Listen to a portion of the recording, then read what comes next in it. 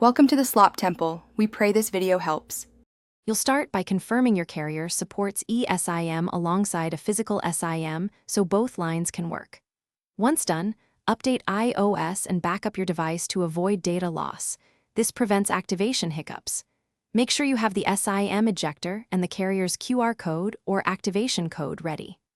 Now power off briefly, open the SIM tray, and insert the physical nano SIM correctly. The notch aligns with the tray. This gets the first line live while you prepare the eSIM. Next, you add the second line via eSIM through Settings. Go to Cellular, tap Add eSIM, and scan the carrier QR or enter the SMDPA/activation code provided. This is the secure handshake that tells your phone to provision the line. Once the carrier confirms activation, label each line so you know which to use for calls or data. Then set default voice and data preferences.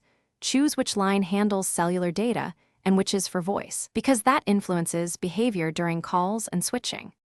Finish by testing both lines. Place a call, send an SMS, and browse with cellular data on each active profile so you confirm routing.